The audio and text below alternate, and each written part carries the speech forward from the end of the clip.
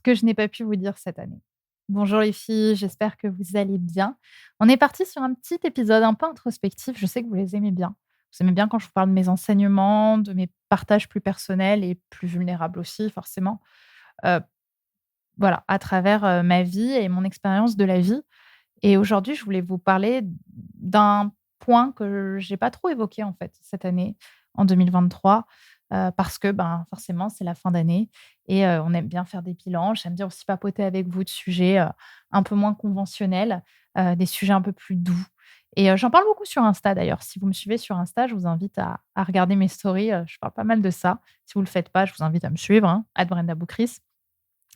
Et bah, l'année pour moi, elle a été hyper transformatrice. Je vais vous sortir un épisode dans quelques jours sur mes enseignements de l'année. Mais déjà, moi, c'est un point que j'ai pas trop partagé, cette année que je voulais faire dans cet épisode. C'est, un point sur la peur.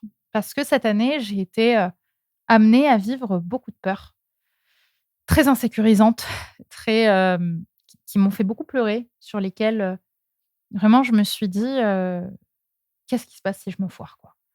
Et pour autant, je les ai traversées et ça a été extrêmement, transformateur pour moi de les vivre comme ça, de les traverser et j'avais envie de vous parler du coup de la peur aujourd'hui. Parce que, bah, c'est toujours très insécurisant de parler de la peur, dans des épisodes quand on les traverse. Là, j'ai un peu de recul, donc je peux vous en parler parce que je me suis rendu compte que, pour moi, il y a 3 types de peurs. On dit souvent qu'il y en a 2, les challenges qui nous excitent, les peurs qui nous excitent et les peurs qui nous font vraiment peur et qu'il faut pas dépasser. Je pense qu'en fait, il y en a 3. Il y a les challenges qui nous excitent, qui nous plaisent, qu'on a envie de dépasser. On a peur, mais on a envie de le faire. Vous voyez ce que je veux dire? Ce type de peur qui, ça me challenge et ça m'excite. Par exemple, moi, à cha quand j'ai fait mon saut en parachute, j'avais peur, mais j'étais hyper excitée aussi. Quand je fais des événements de l'EFE, la veille, j'ai toujours un peu la trouille, je suis toujours un peu angoissée. Mais en même temps, j'adore ça parce que justement, je vois les filles, je parle avec les filles, de l'école et cetera. On se voit, enfin, c'est génial le présentiel. Et ça, généralement, ça vient booster notre ego, ça vient booster, la performance et on aime ça. On aime ça parce qu'on sait par avance le résultat qu'on va avoir après avoir dépassé ce truc qui nous fait peur, mais qui nous excite en même temps, donc on est content. C'est la première peur. La deuxième peur, et celle-là, elle est tout à fait OK, c'est quand quelque chose nous angoisse vraiment, que c'est impossible de le faire. Par exemple, moi, j'ai toujours rêvé de faire un saut, en parachute. Par contre, pour moi, c'est une vraie phobie de me lancer dans un saut à l'élastique et j'ai des gens, des coachs, qui m'ont dit: «Non, mais il faut dépasser ces peurs, Brenda». Non, il y a des peurs qui sont tellement angoissantes pour nous qu'il y aurait aucun plaisir à les dépasser. L'idée, c'est pas d'être sado avec soi, hein. On n'est pas là pour: «Allez, tape plus fort». Tu vois? «Allez, ah, tu t'es pas fait assez mal? Viens, remets-en une couche». Non, pourquoi avoir envie de se faire si mal?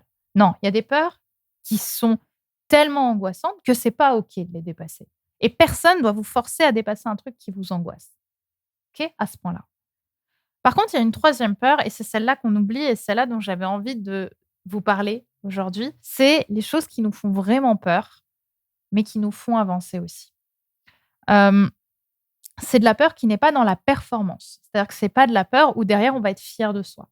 C'est de la peur où, en dépassant cette peur, je sais que je vais faire un grand travail sur moi, qui fait que je vais m'aimer plus. On vient pas parler à l'ego comme avec la performance, on vient parler avec le cœur. OK? On vient pas voir de soi qu'on est une putain de winneuse, on vient parler à notre féminin. Ça nous fait peur, ça nous angoisse, mais on sait qu'en la traversant et en la dépassant, hem, ben, on va être plus juste avec nous-mêmes. Sauf que souvent cette peur-là, on la met dans la catégorie des peurs qu'il faut surtout pas faire parce qu'elles nous angoissent trop. Sauf qu'en réalité, ces peurs-là, elles ne sont pas là pour nous faire du mal. Elles sont souvent là parce qu'elles vont nous faire du bien, mais la période pendant laquelle on va les traverser un petit peu comme une ouais, un bateau, une rivière qu'on va traverser, il va y avoir une grosse tempête et on ne sait pas du tout comment, enfin, on pense qu'il va y avoir une grosse tempête et qu'on sera incapable de la gérer et qu'on va en mourir. Sauf que ça se passe pas comme ça. En fait, cette peur-là, quand on la dépasse, elle nous fait grandir, mais presque tout de suite, sur une forme de restructuration énergétique. Il y a une énergie qui change en nous quand on dépasse ces peurs-là. Par exemple, dans mon cas, ça s'est joué sur 2 pans. Le pan pro, parce que j'ai eu très peur cette année, de développer mon équipe. J'ai eu très peur au niveau professionnel de faire des investissements aussi lourds que j'ai fait. J'ai augmenté une grande partie de mon équipe, financièrement, des personnes qui avaient des responsabilités plus réduites, qui ont du coup des responsabilités plus grandes. Ça a été extrêmement difficile pour moi. Extrêmement difficile de me dire: «OK, je vais payer ces gens plus, je prends un risque de perdre de l'argent» et je me suis rendu compte que j'avais un problème de confiance envers les autres. À cet endroit-là de ma vie, à cet endroit-là, hein, je le répète. Du coup, bah, ça m'a demandé à la dépasser parce que dans le fond, je savais que déjà c'est un risque modéré, je risquais pas de perdre ma boîte parce qu'au pire j'aurais arrêté si ça marchait pas.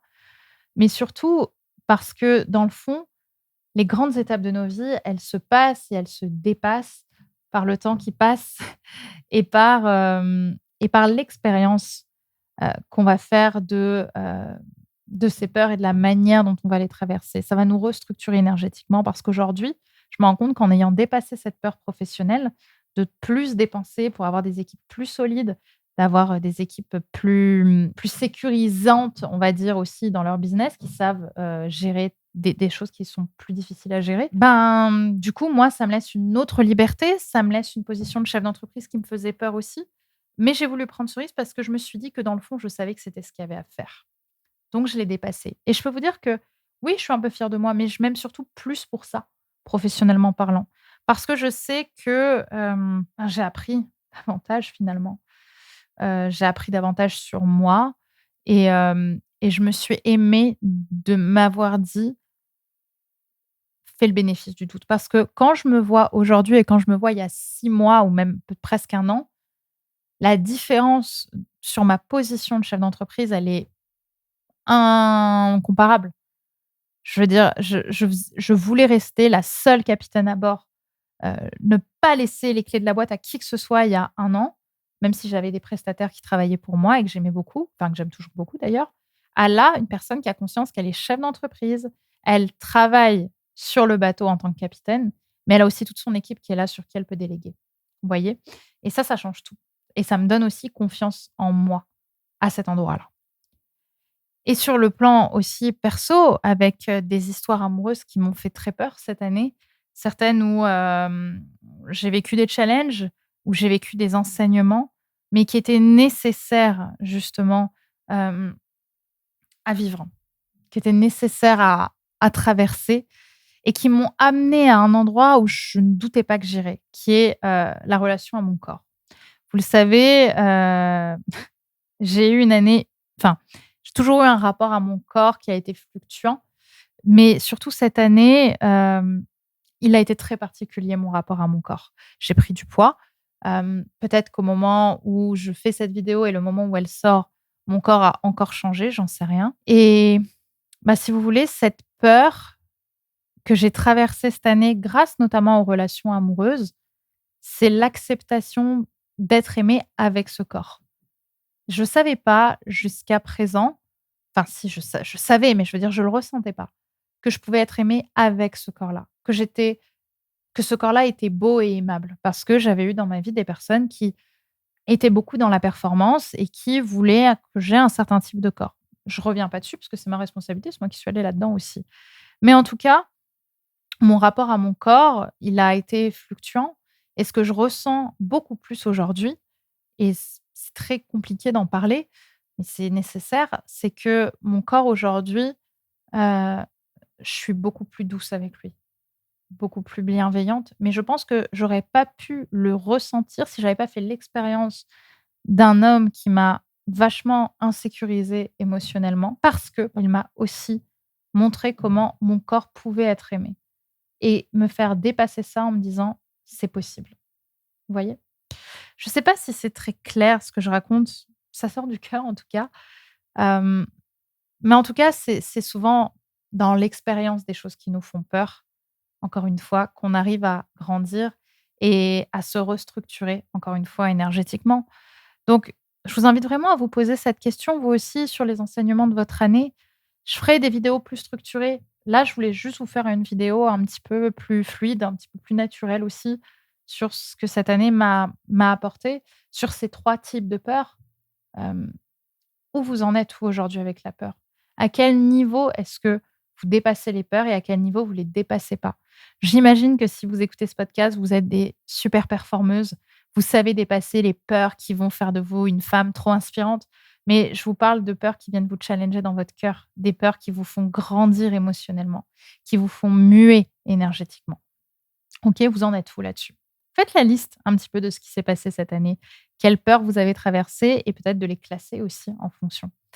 Voilà les filles, j'espère que, cette vidéo vous aura plu, que les fêtes de fin d'année se passent bien pour vous et je vous souhaite évidemment le meilleur sur cette période un peu plus chill, un peu plus tranquille, qu'on est en train de vivre. Prenez soin de vous et on se retrouve très vite. Bye bye.